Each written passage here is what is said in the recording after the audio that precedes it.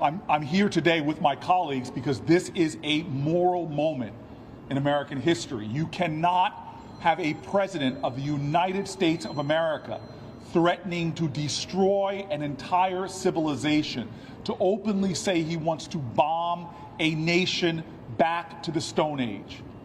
All of us in a bipartisan manner thought it was horrors when the Iranian regime was slaughtering thousands of their people. But now our president is talking about eliminating 90 million human beings and setting their nation back into a humanitarian crisis like we have never seen before. This is unacceptable, and it comes on top of a president who has already engaged this nation in an unconstitutional war, unilaterally declaring war with Iran and not coming to Congress as our Constitution says. And he has made matters worse for our nation, not only spending tens of billions of our dollars in this war, but setting off cost shocks in our country that are not only causing the worst oil crisis, worse than the 1970s, but driving up the cost of goods and services for all Americans. We are footing the bill for Donald Trump's unconstitutional war. That should have been enough to have Congress never leave session at all and to actually do its job. We should have never let Congress out on recess. We should have been on the floor of the Senate holding open hearings about this disastrous war. We should have been in the Senate debating like the Constitution wants us to be, a check and balance, oversight, accountability. But the Congress has failed to do its job. And now this president, who is acting more like a mad king, is threatening societal elimination. This is a moral moment, and we must reject it, and Congress must do its job. I join with my colleagues here and other colleagues around this country with saying that the Senate and the House should be back in session, that we should stop an out-of-control president who is causing such harm to the American people and threatening to escalate a war that is already out of control. This is not justice. This is not who America is. There is no nobility in what our president is doing or saying. Congress must stand up now. Dear God, Congress should come back in session and do its job. This is American history. From Bunker Hill to Stonewall to the march over the Edmund Pettus Bridge, these were Americans who stood up for what was right, and they lost. But we're here because they stood up for the highest ideals of our country. King said it more eloquently than me, that what we will have to repent for in this day and age is not just the vitriolic words and violent actions of the bad people, but the appalling silence and inaction of the good people.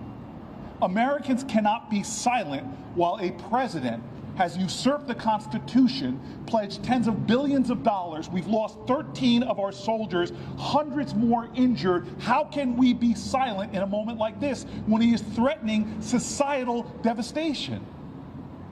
Mother Teresa was asked, how does she judge success? She says, I was not called to be successful, I was called to be faithful. If there's ever a time to be faithful to the Constitution, faithful to the highest ideals of this country, faithful to the values we all stand for, it is now, and we need to be speaking out. These leaders behind me and to my sides, God bless them. All over this country, I've just traveled the nation.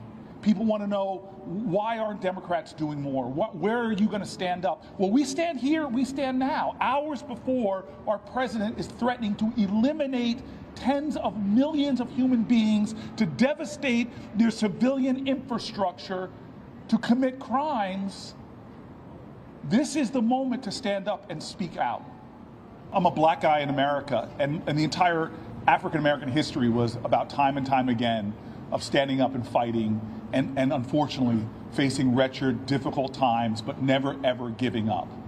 And I'm going to tell you this right now. We did not get voting rights in America because a bunch of senators came to the floor and Strom Thurmond said, hey, I've seen the light, let those Negro people have the right to vote.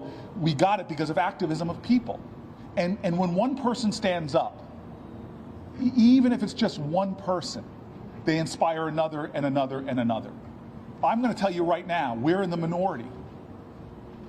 Us alone are not going to do it. But if other Americans join us in this call, if more and more people start demanding that their government actually function, and that the Senate be more than just a group of people that practice an advanced form of yoga and bend over backwards for the president, but actually serve as a check and a balance on their power, that's when we start seeing change. This is still a democracy. The power of the people is greater than the people in power. But what we're simply doing is trying to encourage other people to speak up, to stand up. We have a president right now that is eviscerating the values and ideals of America, not Democrats, but of Americans writ large. This war is profoundly unpopular, from Republicans to Democrats. Nobody wants a president to spend, at a time that we are losing our health care, that they're canceling feeding programs for our children, that they say they can't support public schools. Nobody wants them to spend $50 billion and the lives of too many Americans overseas. Nobody wants this. And so the only thing possible for evil to be triumphant, and I'm not saying an evil person, I'm saying war is evil. Sometimes it's a necessary evil, but it's always an evil.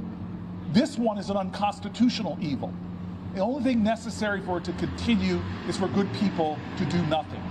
And so, yeah, we're going to fight with everything we have, but no way that some Democrats in the Senate are going to win. What we need is Democrats in the Senate to stand up, the people to stand up, and then ultimately, I think, you're going to start seeing Republicans of good conscience finally choosing to stand with us. That's how we ended the Vietnam War.